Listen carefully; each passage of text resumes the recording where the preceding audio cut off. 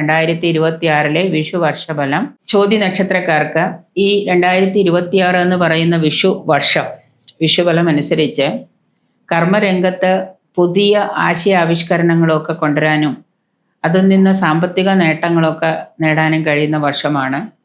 ജീവിതത്തിലെ പലതരത്തിലുള്ള നേട്ടങ്ങളും നിങ്ങളെ തേടി എത്തുന്നുണ്ടെങ്കിലും നിങ്ങളുടെ അശ്രദ്ധ മൂലം അത് നഷ്ടപ്പെടാതിരിക്കാനായിട്ട് പ്രത്യേകം ശ്രദ്ധിക്കാം. ഭാര്യാഭർത്തൃ ജീവിതത്തിലോ കുടുംബത്തിലോ ഒക്കെ അകൽച്ചകളും പ്രശ്നങ്ങളും അതൊക്കെ ഉണ്ടായിരുന്നവർക്ക് നിങ്ങളുടെ പ്രാർത്ഥനകൾ കൊണ്ട് കുടുംബജീവിതമൊക്കെ തിരികെ കിട്ടാനും അതുപോലെ തന്നെ കുടുംബജീവിതത്തിലെ പുതിയ തരത്തിലുള്ള സന്തോഷവും സമാധാനവും ഒക്കെ കൈവരിക്കാൻ കഴിയുന്നതാണ്. സാമ്പത്തിക നേട്ടം മാത്രം പ്രതീക്ഷിച്ചല്ല നിങ്ങൾ പലതും ചെയ്തു തുടങ്ങിയതെങ്കിലും നിങ്ങൾക്ക് അതിൽ നിന്ന് ആദായമൊക്കെ ഇപ്പോൾ ലഭ്യമാകുന്ന വർഷമാണ്. തൊഴിൽ രംഗമൊക്കെ പുഷ്ടിപ്പെടുന്നതാണ്. ഗൃഹപ്രവേശം, വീട് പണി തീർത്ത പാലുകാച്ചൽ നടത്തി ഗൃഹപ്രവേശമൊക്കെ നടക്കുന്നതാണ്. പ്രവാസികളായിട്ടുള്ള വിദേശത്തുള്ള ആളുകൾക്ക് അവരുടെ ബന്ധുമിത്രാദികളെ അച്ഛനമ്മമാരെയൊക്കെ കൂടെ നിർത്താനായിട്ട് കൊണ്ടുപോവുകയും അവരെ കൂടെ നിർത്തുന്നതിനൊക്കെയുള്ള സാഹചര്യങ്ങളൊക്കെ തെളിഞ്ഞു വരുന്നതാണ്. സ്വന്തം സ്ഥാപനം, അതായത് സ്വകാര്യ സ്ഥാപനങ്ങളൊക്കെ നടത്തുന്നവർക്ക് ആ സ്ഥാപനത്തിൽ നിന്ന് ഇപ്പോൾ ഓൺലൈനായിട്ട് നടത്തുന്നതാണെങ്കിൽ പോലും അതിൽ നിന്നൊക്കെ നല്ല ആദായമൊക്കെ പ്രതീക്ഷിക്കാം. വസ്തു വിൽപ്പനയിലൊക്കെ നല്ല ലാഭം, വസ്തു വിൽക്കാനൊക്കെ ഉള്ളവർക്ക് അത് വിറ്റ് അതിൽ നിന്ന് നല്ല ലാഭമൊക്കെ കിട്ടുന്നതാണ്. വിദേശത്ത് പോകാനായിട്ട് അവസരങ്ങൾ ഉണ്ടാകുന്നതാണ്. വിദേശത്ത് തൊഴിൽ നേടി പോകാനിരിക്കുന്നവർക്ക് വിദേശത്ത് പോകാനുള്ള അവസരമൊക്കെ വന്നു ഭവിക്കുന്നതാണ്.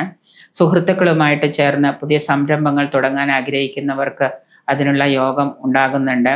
വെല്ലുവിളികൾ നേരിടേണ്ടി വരുന്ന ഒരു വർഷമാണ് പൊതുവിലെങ്കിലും ശാസ്ത്രീയമായിട്ടുള്ള പല പ്രവർത്തനങ്ങളിൽ നിന്നും നിങ്ങൾക്ക് ആദായം പ്രതീക്ഷിക്കാം.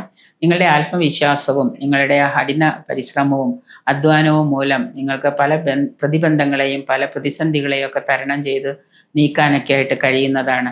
അതുകൊണ്ട് തന്നെ വളരെ സന്തോഷത്തോടു കൂടി നിങ്ങൾക്ക് ഈ ഒരു വർഷം മുന്നോട്ട് പോകാനായിട്ട് കഴിയുന്നതാണ്. വാടക ഇനത്തിലും മറ്റ് ലാഭങ്ങൾ പ്രതീക്ഷിക്കാം.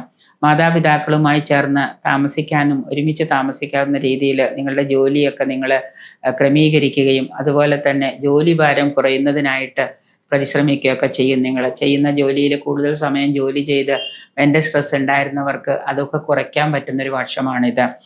നേരത്തെ പല പദ്ധതികളിലും പണം നിക്ഷേപിച്ചവർക്ക് ആസൂത്രിതമായിട്ട് തന്നെ ആ പണം പിൻവലിക്കാനൊക്കെ ആയിട്ട് ഇപ്പോൾ കഴിയുന്നുണ്ട്.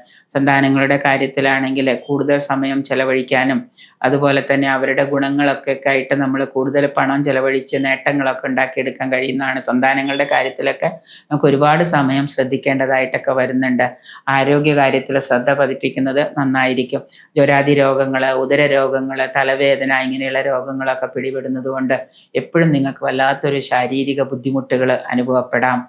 കുടുംബത്തിൽ ദാമ്പത്യ ക്ലേശം ഉണ്ടാകാതിരിക്കാനായിട്ട് പ്രത്യേകം ശ്രദ്ധിക്കുക. വർഷാവസാനത്തോടു കൂടി വർഷാദ്യത്തിൽ നിങ്ങൾക്ക് കുടുംബത്തിൽ സമാധാനവും സന്തോഷവും വേർപിരിയാൻ പോകുന്ന ഒരുമിക്കുമെങ്കിലും വർഷാവസാനത്തോടു കൂടി നിങ്ങളുടെ ഏതെങ്കിലും തരത്തിലുള്ള പ്രവൃത്തി മൂലമോ സംസാരം മൂലമോ കുടുംബത്തിൽ സമാധാന അന്തരീക്ഷം താറുമാറാകാതിരിക്കാനായിട്ട് പ്രത്യേകം ശ്രദ്ധിക്കുക.